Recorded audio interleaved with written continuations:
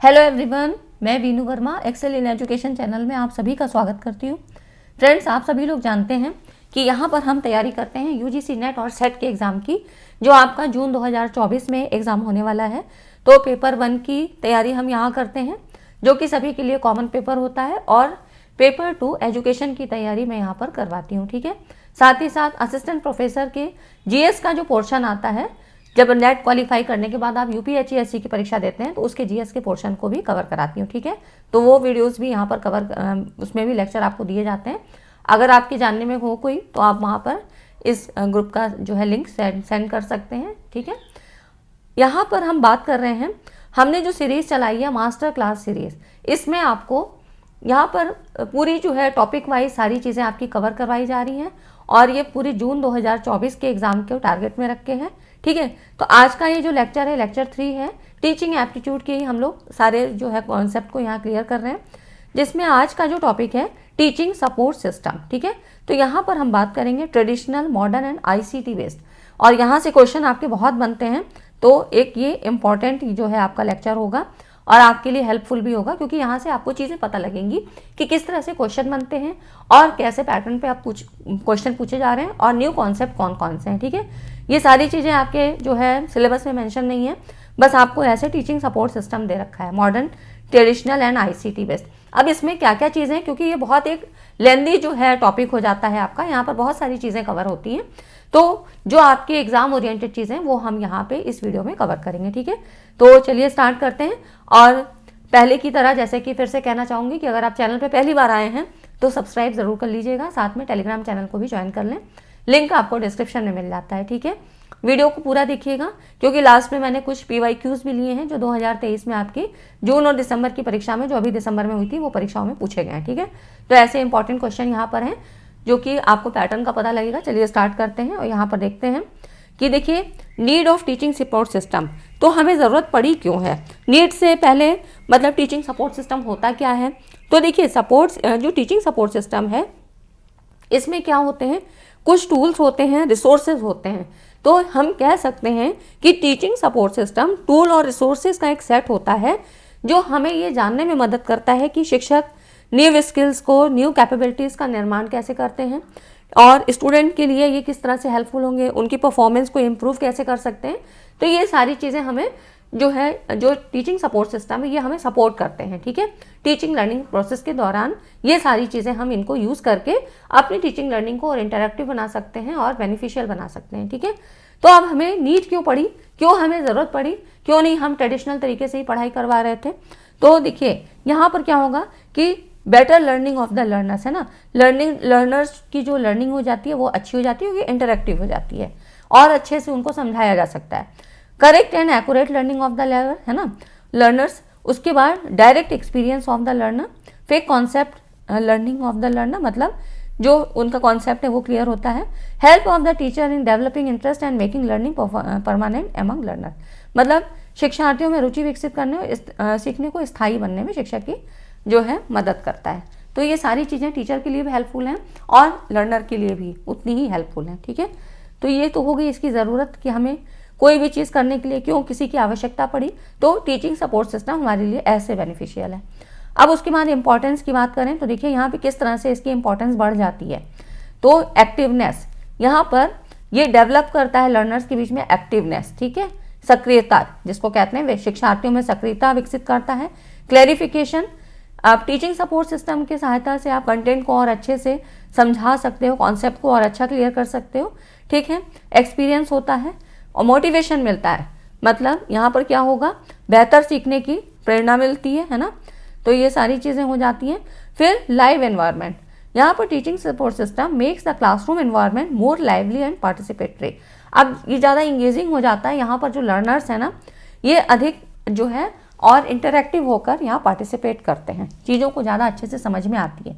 जब हम किसी चीज़ को आपको हम पढ़ाना चाह रहे हैं और उसका मिनिएचर भी यहाँ पर हम अगर दिखा देते हैं ग्लोब के थ्रू, अगर हम ज्योग्राफी पढ़ा रहे हैं आपको ग्लोब के थ्रू समझा दें, या हम हायर एजुकेशन में किसी यूनिवर्सिटी की बात कर रहे हैं तो उसका एक आपको एक जो है इमेज दे देते हैं, तो उससे चीज़ें आपके लिए इंटरैक्टिव हो जाती हैं। ठीक है, और ये सारी चीज़ें समझ, मतलब यहाँ पर कॉन्सेप्ट को अंडरस्टैंड करने में मदद करती हैं। ठीक है, तो ये अंडरस्टैंडिंग हो गई। तो ये सारे आपके पॉइंट्स हो गए जो कि इंपॉर्टेंस को आपकी बढ़ाते हैं टीचिंग सपोर्ट सिस्टम की। ठीक है, तो ये तो हो गई जनरल बातें। उसके बाद टाइप्स की बात करें जहाँ से ये क्वेश्चन आपके बनते हैं, तो इसमें देखिए 3 तरह के हैं, ट्रेडिशनल, फिर traditional support system, modern support system and ICT based support system. यहाँ से क्वेश्चन आपके बहुत बनते हैं। ठीक है, काफ़ी क्वेश्चन है जो क्योंकि नए नए टर्म्स हैं इसमें जो है क्वेश्चन के फॉर्म में पूछे गए हैं। अब देखिए वेरियस एग्जांपल्स की बात करें तो ट्रेडिशनल में देखिए जिनको पारंपरिक कहते हैं, है ना, तो पारंपरिक या परंपरागत पद्धति होती है। और इसमें अगर सबसे पहले अगर हम बात करें तो आपके दिमाग में क्या चीज़ आती है कि पहले पढ़ाई किस तरह होती थी, है ना। अगर हम वैदिक एरा की बात करें तो वहाँ पर क्या था, सुन के बात होती थी, है ना, जो गुरुजी थे वो लेक्चर देते थे, और श्रवण मनन निधिध्यासन, है ना, ये सारी चीज़ें हमने पढ़ी हैं हायर एजुकेशन में या आपके वैदिक एरा में। तो इस तरह से उस समय ऐसे होता था। चॉक एंड टॉक स्ट्रेटजी का यूज़ किया जाता था, है ना। विभिन्न टीचिंग एड्स जैसे कि बुक्स वगैरह, चॉक, सबसे पहले तो चॉक का ही आता है कि ब्लैक बोर्ड होता था और टीचर आके वहाँ पे चॉक से लिखाना शुरू कर देते थे, तो ये चॉक एंड टॉक स्ट्रेटजी होती थी। ठीक है, चॉक का यूज़ करते थे और टीचिंग एड्स में ये आता था। तो जैसे कि और उस समय क्या क्या चीज़ें होती थी, बुक्स हो गई, चॉक हो गई, फिर ब्लैक बोर्ड हो गया, ग्लोब, है ना, जिसमें कि हम मानचित्र के थ्रू आपको पढ़ाते हैं, ज्योग्राफी वगैरह, मैप के थ्रू, चार्ट हो गया, कोई मॉडल हो गया, सैंपल है, कंप्यूटर है। तो ये सारी चीज़ें आपके ट्रेडिशनल सपोर्ट सिस्टम में हो गई। यहाँ पर बहुत सारे नाम दिए हैं, आप देख लीजिए। Apparatus and materials, encyclopaedias, flash card, photographs, है ना, एटलस हो गया, ब्लैक बोर्ड हो गया, बुलेटिन बोर्ड हो गया, चार्ट्स हो गए, पजल्स हो गए, ड्रामा के द्वारा, नाटकीकरण के भी द्वारा, है ना, फ्लिप कार्ड्स, ग्लोब्स हो गए, मैप्स, ये सारी चीज़ें जो हैं, पोस्टर्स, पिक्चर्स, ये सारे आपके ट्रेडिशनल जो कि पारंपरिक तरीके थे, पुराने समय में ऐसे पढ़ाया जाता था। इन्हीं सारी चीज़ों को यूज़ करके टीचिंग एड्स के रूप में ये चीज़ें पढ़ाते थे। ठीक है, अब उसके बाद इसमें कौन कौन से मेथड्स यूज़ होंगे, तो देखिए डायरेक्ट इंस्ट्रक्शन दिया जाएगा टीचर की तरफ से, लेक्चर होगा, वही चीज़ जो मैंने आपको कही कि सुनो, फिर उन पे मनन करो, चिंतन करो और निधिध्यासन, है ना। लिसनिंग एंड ऑब्जर्वेशन और होम असाइनमेंट, ज़्यादा है तो फिर होम असाइनमेंट, मतलब जो टॉपिक पढ़ाया गया उसमें से आपको कुछ वर्क होम घर में काम करने के लिए दे दिया जाता था होम असाइनमेंट के तौर पे। ठीक है, तो ये हो गए मेथड्स। तो ये तो ट्रेडिशनल सपोर्ट सिस्टम जो कि आपको थोड़ा बहुत पता होना चाहिए, क्योंकि अगर इस तरह से आपको पता होता है तो चीज़ों को आप लिंक कर ले जाते हैं, है ना। एडवांटेज क्या हुआ, एक तो इकोनॉमिक्स था, मतलब यहाँ पर traditional support system is economical in terms of money and time, तो मनी और टाइम दोनों के हिसाब से इकोनॉमिकल था। Is easy to use with any group of learner, है ना, कोई प्रॉब्लम नहीं थी। अभी तो क्या है, आईसीटी बेस्ड है, सबको टेक्नोलॉजी का उतना ज्ञान हो ये ज़रूरी नहीं है। उसके बाद देखिए traditional support system is very effective for huge और लार्ज ग्रुप ऑफ लर्नर, है ना। तो ये हो गया आपका ज़्यादा बड़े समूह के लिए यहाँ पर इसको ये प्रभावी होता है। Students are more punctual and discipline because there is specific and fix timing for every activity is plan at the beginning, मतलब छात्र समय के पाबंद और अनुशासित होते थे क्योंकि वहाँ विशिष्ट और निश्चित समय सीमा होती थी, है ना। तो पहले क्या होता था कि एक निश्चित समय सीमा, तो इसी तरह से हमारी वर्ण व्यवस्था भी बनी हुई थी, है ना। तो ये हो गया आपका जो एडवांटेज हो गए। अब लिमिटेशन क्या हुई, कुछ लिमिटेशन भी हुई, तभी तो वो फेल होके फिर मॉडर्न आया, है ना। तो इसमें देखिए अब क्योंकि ये क्या था, ये टीचर सेंटर्ड मेथड था। ठीक है, सबसे बड़ी बात जो इसकी लिमिटेशन को बांध देती है कि ये टीचर सेंटर्ड मेथड था, टीचर जैसा चाहेगा वो पढ़ाएगा। यहाँ पर लर्नर की कोई एक्टिविटी नहीं होती थी। लर्नर पैसिव जो है लर्नर्स की तरह से, एक पैसिव मतलब निष्क्रिय श्रोता के रूप में यहाँ पर काम करता था, पैसिव ऑडियंस की तरीके से, और टीचर क्या था, एक्टिव मोड पे रहता था, है ना। तो इस तरह से शिक्षक बहुत सक्रिय है जबकि शिक्षार्थी निष्क्रिय अवस्था में है। तो इस तरह से क्या हो गया, ट्रेडिशनल मेथड में जो लर्नर्स थी इसकी पार्टिसिपेशन कम थी, ये इतना एंगेजिंग नहीं रहता था। सीखने की प्रक्रिया में निष्क्रिय भूमिका के कारण छात्रों की कक्षा शिक्षण में रुचि कम हो जाती थी, इंटरैक्टिव नहीं बना पाते थे, है ना, क्योंकि क्लासरूम में इंटरेक्शन बनाए रखने के लिए टीचर और लर्नर दोनों का एक्टिव मोड पे होना बहुत ज़रूरी होता है। ठीक है, तभी इफेक्टिव क्लासरूम टीचिंग होगी, या कहीं भी मतलब इफेक्टिव टीचिंग होने के लिए फीडबैक मिलना भी उतना ही ज़रूरी है। अगर लर्नर जो है पैसिव होगा, पैसिव मोड में होगा, तो फिर वो कहाँ से एंगेज होगा, है ना। तो ये हो जाती है। फिर कॉन्सेप्ट क्लैरिटी में भी आपको क्या था, खाली सुना ही सकते हैं और ऑब्जर्व करा सकते हैं, बहुत सारी चीज़ों को हम वहाँ पे दिखा नहीं पाते हैं। ठीक है, तो इस तरह से कॉन्सेप्ट क्लैरिफाई करने में भी प्रॉब्लम होती थी। ये सारी चीज़ें होंगी इसकी लिमिटेशन। ठीक है, उसके बाद देखिए अब आइए आपकी मॉडर्न सपोर्ट सिस्टम, ये आपको ध्यान से पढ़ना है और यहाँ से आपके क्वेश्चन हर बार पूछे जाते हैं। 2023 में ही दिखाऊंगी आपको कि 3 सेशन में आपका एग्जाम हो चुका था और उसमें बहुत सारे क्वेश्चन पूछे गए, तो कुछ क्वेश्चन मैंने यहाँ पे लिए हैं जो थोड़े से अलग टाइप के थे। अब देखिए, जो मॉडर्न सपोर्ट सिस्टम है ये लर्नर सेंटर सिस्टम था, क्योंकि ये आधुनिक तरीके का था। यहाँ पर लर्नर को ध्यान में रख के सारी चीज़ों को डिज़ाइन किया गया। और टीचर कैसा था? फैसिलिटेटर के रूप में। यहाँ पे टीचर पथ प्रदर्शक के रूप में एज ए गाइड की तरह काम करेगा।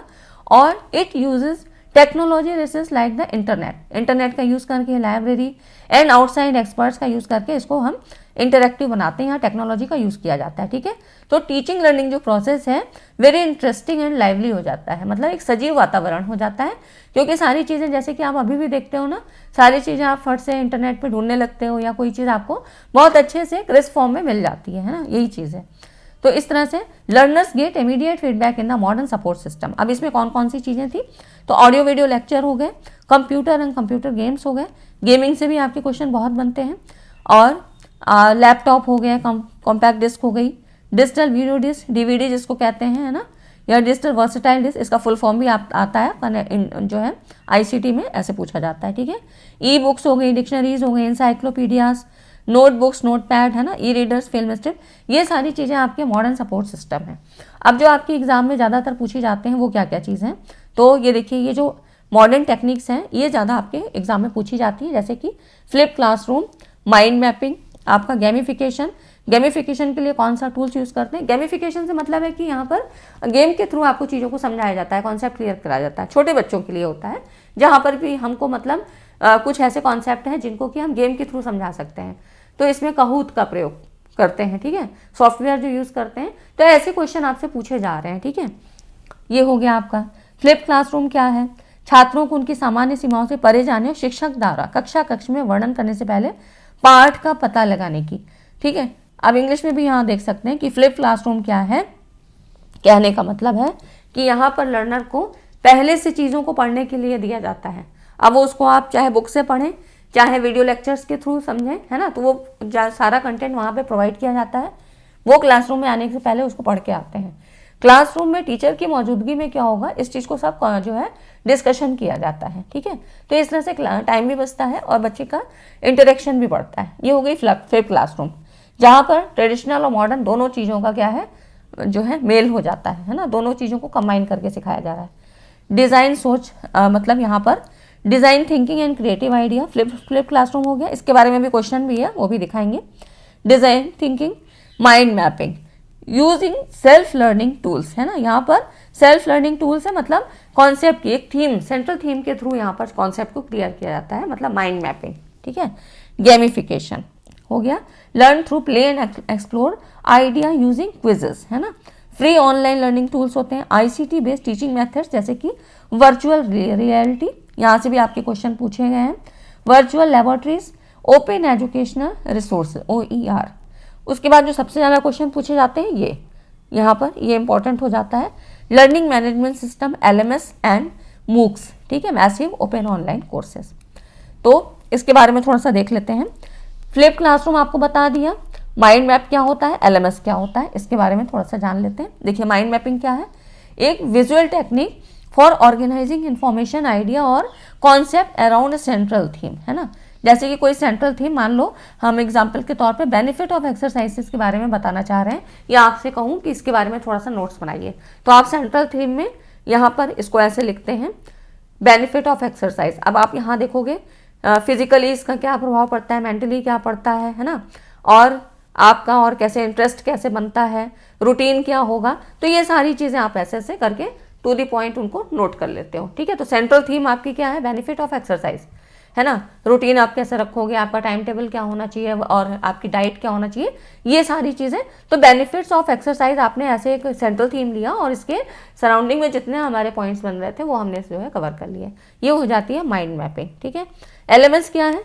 LMS stand for learning management system, ये जो है अधिगम प्रबंधन प्रणाली जिसको कहते हैं, ठीक है। It is a software application of web based platform used by educators and organisation to manage, deliver and track educational courses and training programme. देखिए, एक क्या है, एक सॉफ्टवेयर एप्लीकेशन और वेब बेस्ड प्लेटफॉर्म है, यहाँ पर एजुकेटर्स के द्वारा यूज़ किया जाता है। किस लिए? कोई भी कंटेंट को प्रोवाइड करने के लिए, मतलब ऑर्गेनाइजेशन टू मैनेज, मतलब यहाँ पर प्रबंधन के लिए, और डिलीवर करने के लिए, मतलब अपना जो आपका वो है कंटेंट है इसको वितरित करने के लिए। एंड ट्रैक, जो भी एजुकेशनल कोर्सेज हैं उनको यहाँ पर बताने के लिए, उनको समझाने के लिए, मतलब मैनेज करने के लिए, ठीक है। जो भी कोर्सेज हैं आपके यहाँ या ट्रेनिंग प्रोग्राम है उन सारे को यहाँ पर इसके द्वारा LMS के थ्रू यहाँ पर चीज़ों को कवर किया जाता है, ठीक है। LMS एक प्रणाली होती है जिसके थ्रू ये सारी चीज़ें कवर होती हैं यहाँ पर कोई भी आपके ऑर्गेनाइजेशन के अंदर। तो LMS platform typically include features such as content creation, content को बनाने का, एंड मैनेजमेंट, स्टूडेंट एनरोलमेंट का काम, एंड रजिस्ट्रेशन, कोर्स डिलीवरी, ठीक है, वही चीज़ जो बताइए आपको, यहाँ पर कोर्स भी आपको डिलीवर किया जाता है, असेसमेंट्स होते हैं, ग्रेडिंग एंड रिपोर्टिंग, ये सारे काम होते हैं, ठीक है।